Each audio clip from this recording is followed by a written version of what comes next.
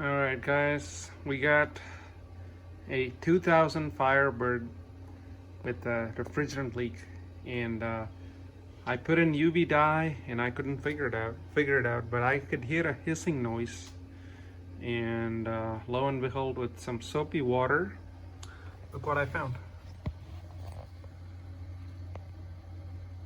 Hopefully you can see that there's the rear side of the compressor that's leaking, but the leak is in such a way that the UV dye didn't pick it up, and it's only on the upper side of one side of the compressor. The lower half of it doesn't show this leak.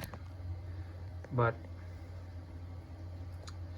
the fun thing with car issues is there's not a one-size-fits-all solution for everything. You got to figure out ways to find the problem. But in my case, I lucked out, and I think I know what's going on. Hopefully new compressor or replace the seal, and I should be good. I got the compressor out, and turns out I got something interesting. So that is kind of sort of where the leak is, just in that area. And guess why it's leaking? Because it sits right next to the exhaust manifold. So basically, due to constant heat exposure and cooling, that rubber seal broke right there. The compressor actually looks pretty new. It's a Napa unit, obviously not the original that came with the car in 2000.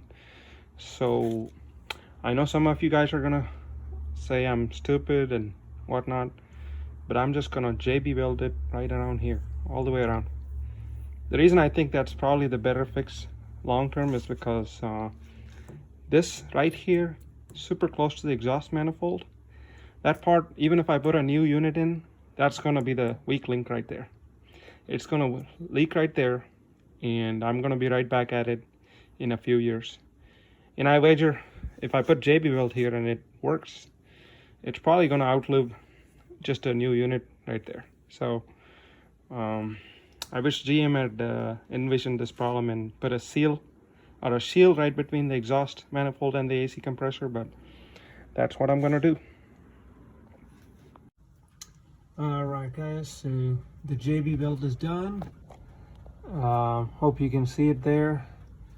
The case on both the rear and the front has been JB welded, and I used the extreme heat JB weld.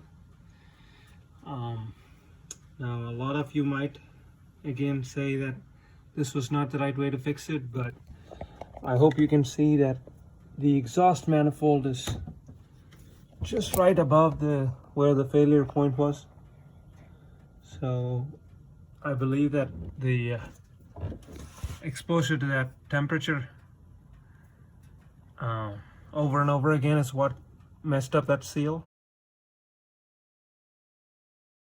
So one thing to notice, before I did this, the system would charge up to 30s, and then it wouldn't take any more charge, which I think what happened was basically when I was charging, it hit a maximum pressure and it just kept leaking after that.